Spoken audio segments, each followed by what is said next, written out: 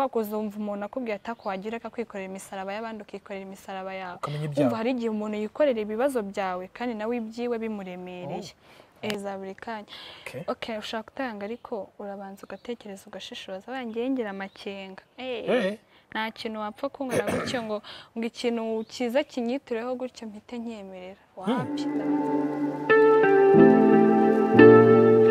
Shuti zacu abadukurikiye mwese ndabasubije kandi mbifuje ibihe byiza urabona ko nezerewe amazina yanjye nitwa Ikuzo Emi hanyuma nejejwe ko ndi kumwe namwe muri uyu mwanya kwa mama Charlene official hamwe dukunda gura tukahura n'ijambo ry'Imana ijambo ry'ihumure aho benshi bakunda guhumurizwa bakumva baguwe neza mama Charlene uramuzi hari byinshi atuganiriza by'umumaro ndetse afite n'abakunzi benshi nawe urimo udukurikiye muri uyu mwanya reka mbashimire mwese ababanye natwe mu bihe byatambutse abamaze gukora subscribe kuri channel yacu cyangwa se kuri mama Charlene official Imana ibahumugisha kandi Imana ibagiye neza nawe utarayikora ukabonye ikiganiro ubwa mbere uyikore urabugize neza hanyuma kandi nkwibutse ko gukora subscribe ni ngombwa nyine nkuko nabivuze ariko like share ndetse na comment nabyo biraza kudufasha nusangiza benshi ibiganiro mukunda kumva izina namaze kubibwira birumvikana hanyuma mukunda kumva izina Charlene benshi ntago muzi Charlene muzi mama Charlene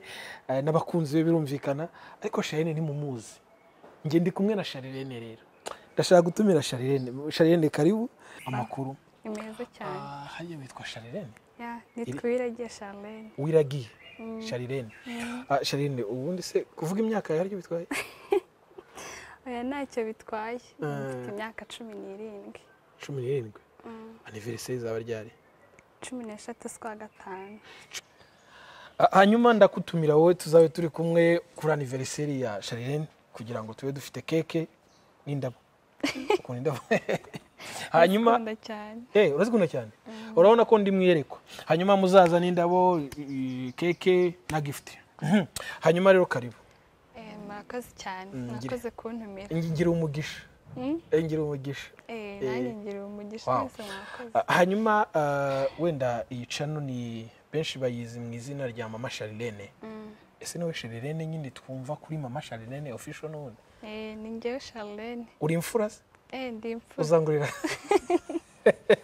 okay hanyuma Charlene yageze hano kugira ngo tuganire ariko ndibuze kwifuza kumubaza ibintu bitari byinshi kugira ngo nawe atubwire ibiri ku mutima we birumvikana Charlene iyo bavuga ngo guhumuriza abantu ubyumva gute iyo bavuga guhumuriza abantu rero yumva umuntu ibibazo ntago bingana kandi ariko buri kibazo kiba gikomeye bitewe nuko umuntu umutima we umeze ntago twakira ibibazo kimwe hari umuntu ikintu kibaho akabyakira ako ari n'undi binanira kubyakira guhumuriza umuntu hari amagambo y'ihumure ugenda ukabwira umuntu ubabaye akabasha gutuza ukamwereka ko muri hafi ukamwereka ko atari wenyine ibyo bintu iyo bikoze cyane umutima w'umuntu umuntu ufite agahinda umutima we uracururuka yego none se guhumuriza wowe ubwawe wumva wagiramo uruhare mu guhumuriza abantu cyane rwose narugero bitewe n'iki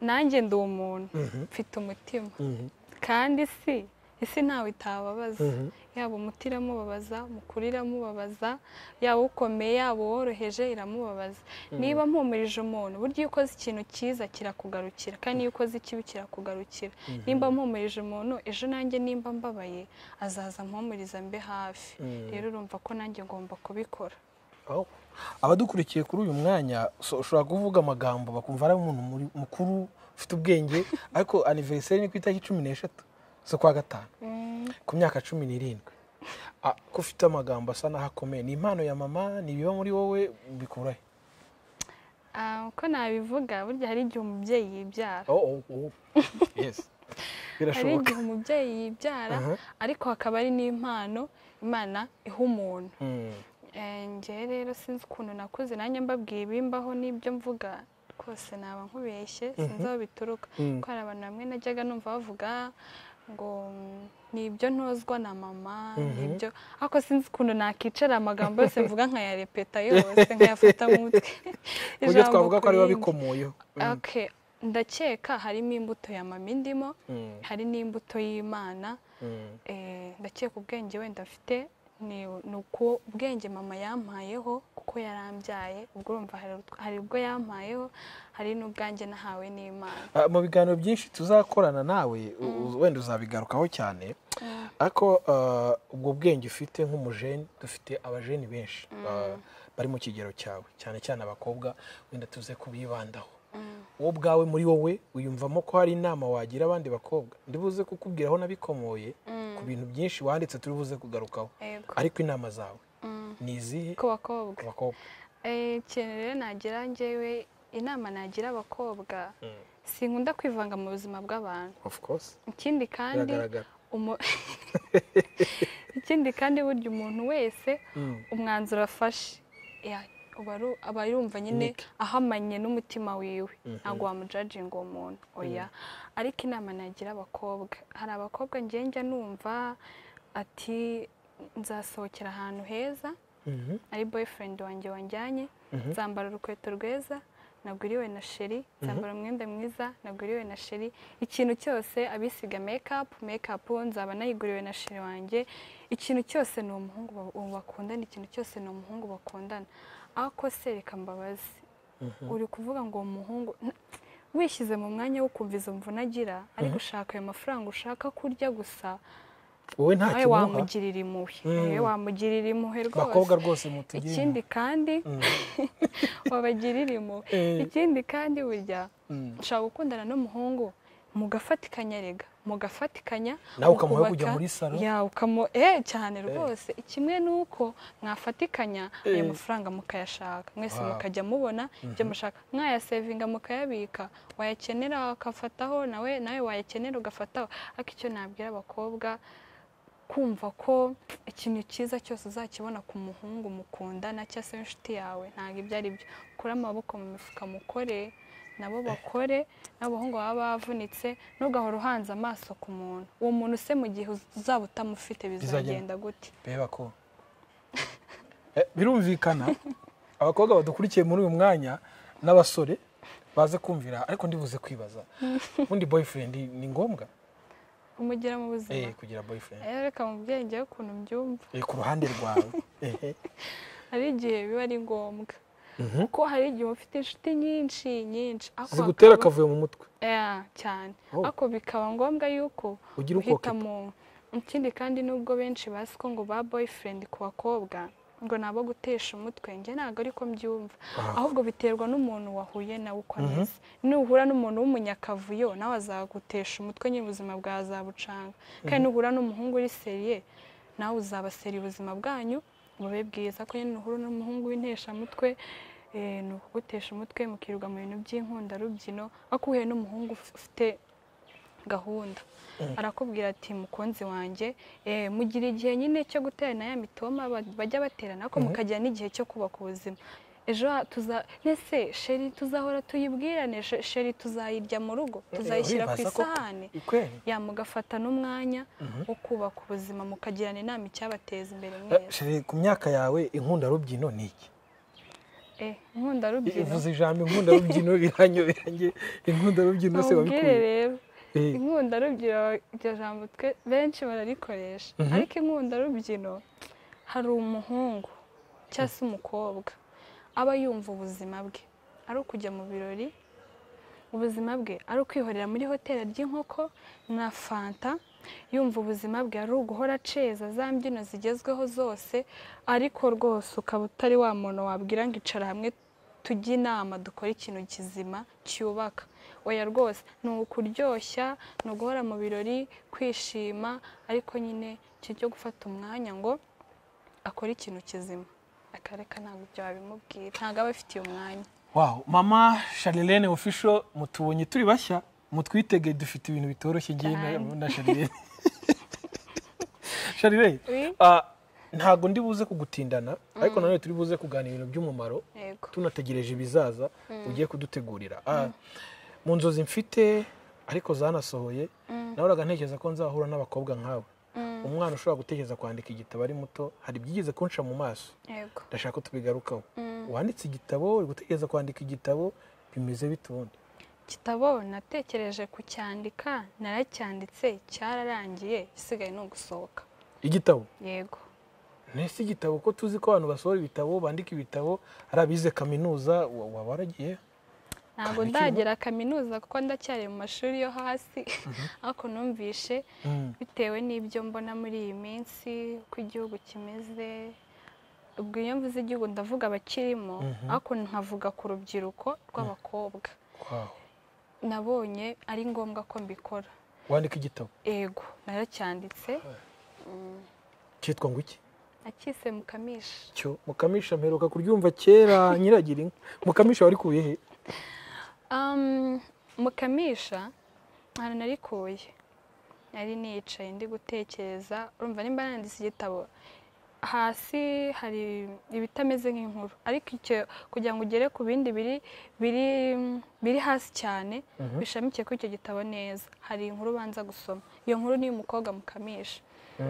Impamvu rero nakise Mukamisha nagiye mbisobanura cyane gusa impamvu yatumye nkita Mukamisha burya hari umuntu ubyuka nk'ishyushyu akayinywa saa sita akayinywa nijoro mwaka ugashiramo inshyushyu ayikuguri umwaka ugashiramo inshyushyu akagira ngo n'abandi niko bimeze ariko burya hari umubyeyi uvuga tuwama agashyushyu rwose naho kaba karimo amazi nabyishimiye cyane uretse n'umubyeyi n'undi muntu ariko nyine hari ababa bicaye bazi yuko amatuku umuntu wese yayashaka yayabona rero ko twebwe abakobwa ababyeyi baraturera baba batwitezemo ibintu byinshi baba twitezemo ibintu byinshi rero hari umubyeyi cyane rwose n'agashyushyu ese niba umubyeyi adafite nk'imukamishiriza amata yarereza umukobwa we ari aho ngaho ari ikizungerezi ati mukobwa wanjye ni wowe nzakura bizungerezi rwose tuzakuremo agashyushyu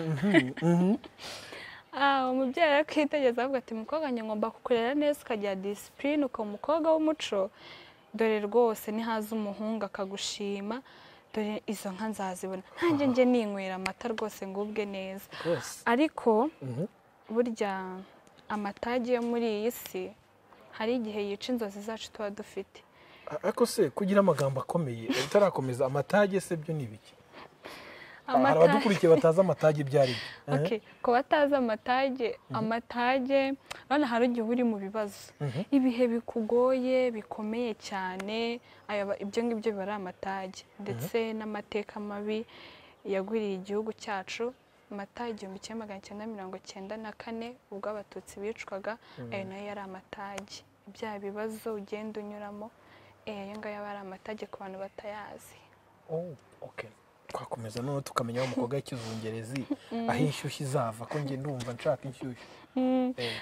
Ubwo rero niba umubyeyi akwitegereza ngo ati nzakurera neza dore umuhungu naza akagushima ni wowe rwose iza nka bazatanga nzajya ninywera amata nanjye ngira umubiri nanjye nshishe numva ariko ayo matage nasobanuye kuko iyi si yuzuyemo ibibazo pe yuzuyemo ibibazo kandi burya ntabwo twakira ibintu kimwe nimba wa mwana w'umukobwa hari ibintu bimugwiririye by'ibibazo hari ababa ari abanyantege nke yumva atabasha kubyihanganira kimwe nuko tuvuye kuri ibyo ngo kubyihanganira hari igihe ugera mu bibazo rwose ukumva ko ikindi kintu cya nyuma wakora se bari iki ukumva nyine umuntu waza kuguha andi mahirwe ya kabiri wayafatirana kuko hari igihe ubuzima hari ibibazo tugeramo mu buzima ukabona isi yakwimye amahitamo ukabona nta mahitamo ufite rero hakaza umuntu iyo umuntu aje kuguha amahitamo ya kabiri ntabwo ngiye kuvuga ngo wayanga urayemera kuko uba ubonye andi mahirwe ya kabiri rero nimba umwana w'umukobwa hari ibibazo arimo bimukomereye cyane ko tutakira ibintu kimwe hakaza nk'umugabo akamubwira ati tugende turyamane ndaguha icyo ushaka rwose ndaguha amafaranga ndaguha buri kimwe gusa ubwo ari nkayo wabyitesha iwanyu inzara ibatema amara buri joro buri manywa ntabwo wayanga ubwo rero umukobwa nimba abyemeye bikarangira wenda bamuteye inda igihe ashaka kuba ari n'umwana akiri mutoya akiri mu myaka yo hasi hari igihe ubuzima bwe bwangirika pe kuko ntabwo wambwira kugogorana n'indi uri umwana w'imyaka 14 15 wenda na 17 nayo irimo nabi ngaho kunanuka hari n'igihe ugira ibyago ababyeyi bakaguta ababyeyi bakakwirukana rero aho ngaho nta kindi kiba umubyeyi ashobora kubona ibyo bintu bibaye nese umubyeyi yari yarabuze yo kugura inshyushyu nimba abuze yo kugura inshyushyu azabona yo kugura pampa y'umwana nimba yarabuze y'inshyushyu azabone gutangira umwana wawe mituweli gute? Urumva umubyeyi atakura avuga ati za nzozi zanjye zirapfuye rwose. Ariko icyo nifuzaga kuvuga, nubwo duhura n'ibibazo byinshi, abakobwa twagakwiye kuba bamukamisha pe, twagakwiye kuba bamukamisha. Nyine ukaba uri umuntu tuzakuraho inshyushyu. Cyane rwose. Tukaba amakiriro y'ababyeyi bacu. Ababyeyi bacu baba baranyuze mu bintu bigiye bitandukanye, bakaturera, bakibishya kuye, bakaturera. Hari umusaruro mwiza baba batwitezemo. Ababyeyi mudukurikiye muri uyu mwanya, ugize umugisha ukabyara nka Charlene, kubera amagambo afite, ibyo avuga bikazasohora. Mama we tuzamushaka rwose, twicarane tugirane ikiganiro. Atwite inda yawe ashobora kuba hari ukuntu tuzamubaza. Hanyuma iki gitabo kirarangiye, hari abageze kucyumvaho, ariko uyu munsi ntibazi ngo kirihe. Dukeneye kumva aho kiri n'uburyo twakibonamo kugira ngo bagisoma badukurikiye. Ubundi ni ukwenda umuntu hari igihe biba ngombwa ko uba utuje ikintu ukagikora utuje, atari ngombwa ngo uhore imbere y'abantu uri kubabwira ngo bigeze aha bigeze aha. Ahubwo wowe ugomba kugenda ukicara ugakora, ukaza ubereka ibisubizo.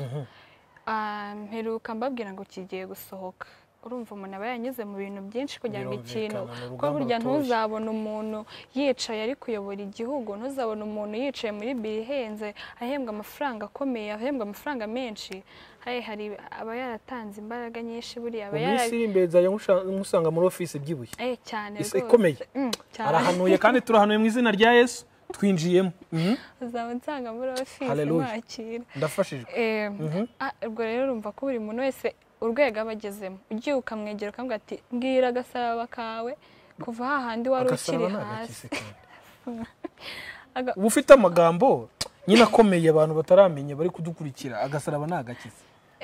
Agasaraba se bajya bavuga ngo buri muntu wese agira agasaraba agendana. Uzabyumva ukuntu umuntu wenda uba wikoreye nk'ibibazo bye, uvuga ngo uyu muntu ameze utya, ngo uyu muntu ameze utya, mbega wikoreye agasaraba ke, kwa kuzumva umuntu akubwira atako wagira akakwikorera imisaraba y'abandi ukikorera imisaraba yawe. Umva hari igihe umuntu yikorera ibibazo byawe kandi nawe ibyiwe bimuremereye.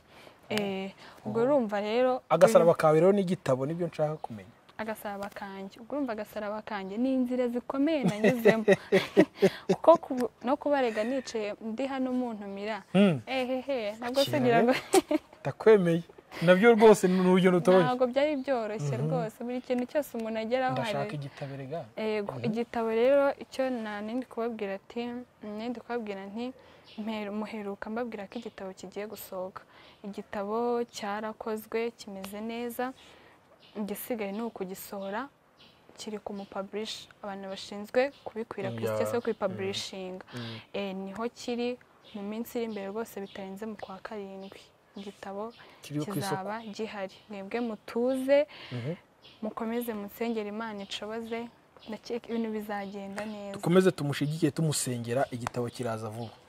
Hanyuma iki gitabo se uraza kutubwira igiciro kizaba kiguriraho cyangwa uzatubwira icyo gihe? Ntabwo ibyo byo biragerwaho. Ntabwo turabigeraho. Cyane ko amafaranga burya, amafaranga ntabwo iyo utangiye gukora ikintu amafaranga ariyo ushyira imbere. Njyewe ubundi ntabwo amafaranga ariyo nshyize imbere.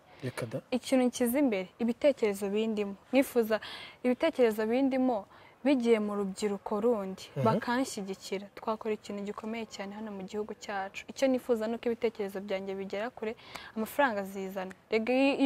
Iyo abantu mufite mu mutwe yasukuye, amafaranga arizana. Umutwe yagize ati iyo abantu bafite mu mutwe hasukuye aba ari abasirimu. N'amafaranga aba ahari. Araza rwose. Charlene, wenda mbere ko tuza kugana ku musozo, ufite amagambo akomeye abantu benshi bazakenera kumva. Ufite amagambo akomeye ashobora gutuma mu minsi iri imbere abasore benshi bari kundeba ikijisho bavuga bati ariko bajya kwa mama Charlene, ni urugero wenda numva ntibantiribuye. Ufite amagambo ashobora gutuma nanjye ubwanjye nk'umunyamakuru kubaza ibi nkereye ikindi kiganiro. Ariko noneho nkibaza wenda mbere yuko nkusezera nonaha, inama zawe ku rubyiruko cyane cyane no tuvuze kwibanda, kuko n'ababyeyi turabahamagara, urabona iyo mama hari kuri kamera ari guhugura abamama n'abapapa bingo. Noneho nkavuga wowe ku rubyiruko, hari ibyo watubwiye ariko hari akantu wumva nk'ubutumwa wakongeraho mbere yuko nkusezerera? Ikintu nabwira urubyiruko muri aka kanya nagiriwe amahirwe kuza kuri televiziyo, ikintu nabwira urubyiruko mureke icya mbere tubanze dusukure mu mitwe yacu. Aha, nanjye ndahasukuye. Burya ngo roho nzima itura mu mubiri muzima. Roho nzima itura mu mubiri muzima. Ibyo se wabyize muri Sunday School? Ako iyo muri mu rugo wenda utarakomeza mama ajya mujya mubwiriza mukora amateraniro? Uretse no kubwiriza ibyo zubwo ninde utabizi? Bose barabizi? Uretse nanjye, uretse n'abana b'iwacu se n'abatarabi iwacu barabizi. Ese ubwo ntago bahora babivuga koko, ariko hari n'igihe uretse no kubyumva babivuga igihe umuntu ajya kwikorera nawe ubushakashatsi bwiwe.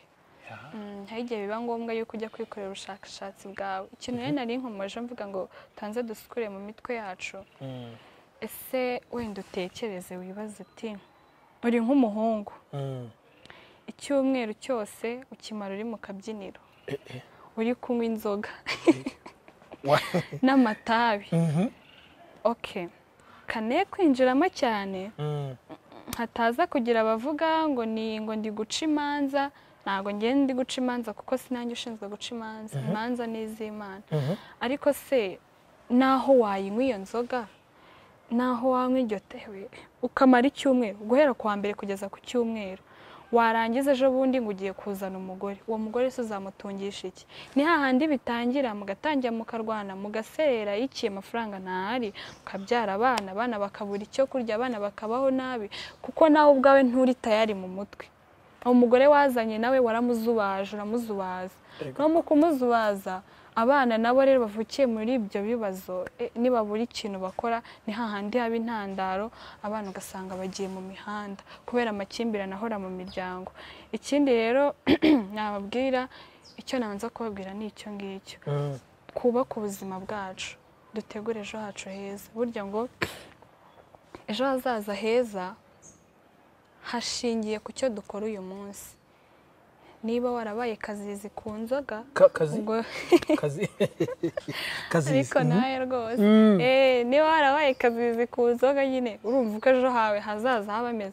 Uzaba uri wundi ugenda nyine ukubita imitwe, ugenda ubara 8, kakundi bajya bavuga ngo abasinzi bagenda babara 8. Se urumva uraba uri umugabo bwoko ki kweri? Se uri umusore bwoko ki? Izo mbaraga zawe wakazitakaje, wenda wajya mu gisirikare ukajya gukorera igihugu, wakora n'iyindi mirimo yakubaka igihugu, ariko imbaraga zawe ni ukwirirwa mu kabari, ni ukwirirwa mu bakobwa n'iki, ubwo si byo byakumarira iki?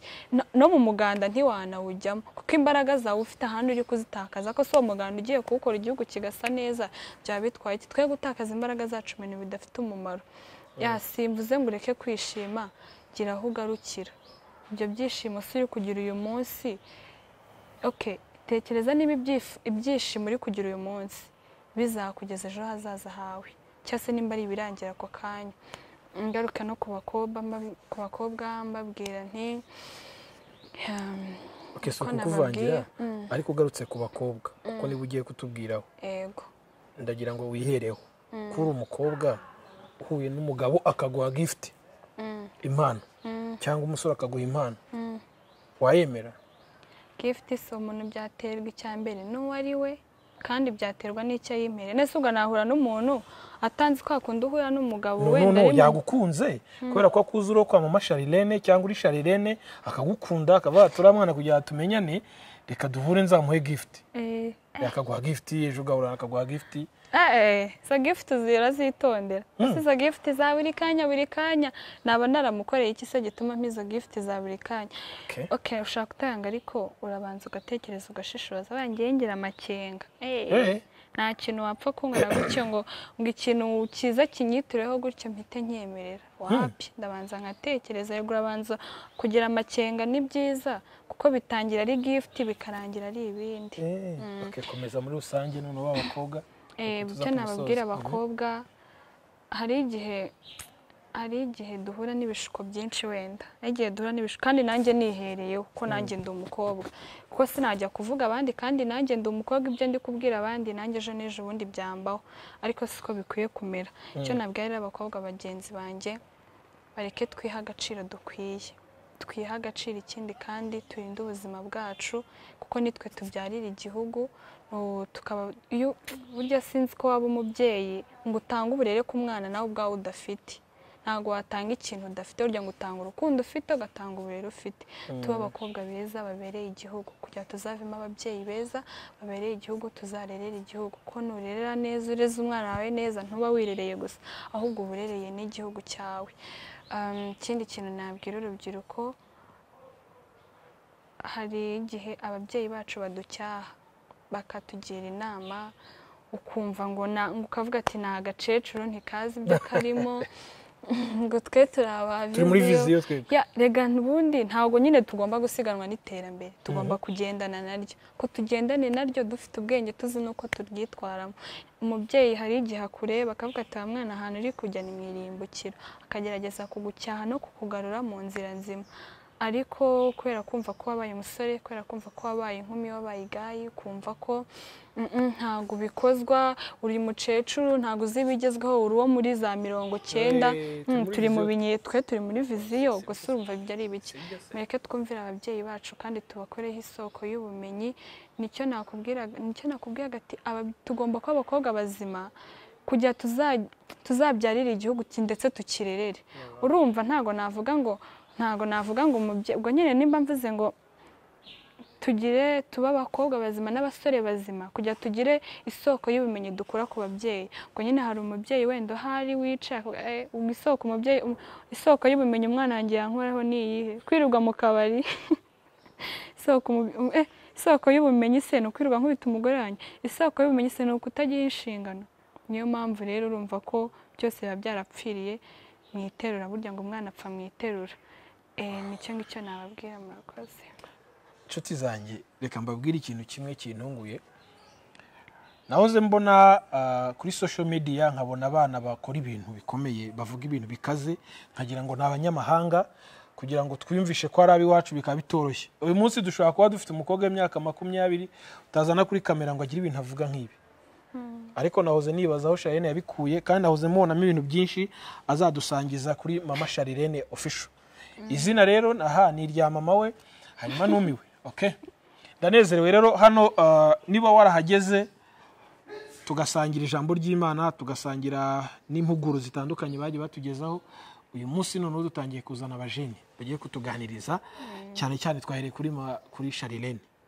Mu minsi iri imbere tuzakubwira udutumirira abandi bakobwa, muburane bakubwire ko boyfriend atemewe, wowe wemewe, gift zemewe, zitemewe, tubaha agatebe na mikoro. Okay, niba utarakora subscribe ndagusaba kuyikora kugira ngo tubane kenshi muri ibi biganiro tubagezaho, cyane cyane ijambo ry'Imana n'impuguro kandi zitandukanye. Twari mu bamama mu ngo, none umunsi tugeze ku bajeni. Urumva ko ibintu ro isho meze neza. Imana yo mugisha rero, munyemerere tuze kuba tugana ku musozo, ariko uze gukora like niba ukunze ibi biganiro, hanyuma kandi wibuke gusangiza inshuti zawe. Ushobora kuri mu mahanga, iki kiganiro kagikurikira mu gitondo cyangwa nimugoroba cyangwa se ku gicamunsi.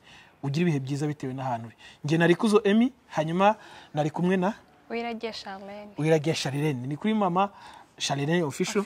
Hanyuma mukore like, comment na subscribe. Murakoze cyane, Imana y'umugisha. Amen. Dushimira abari ku buhanga bw'ibyuma kugira ngo amajwi n'amashusho abagereho neza. Ciao.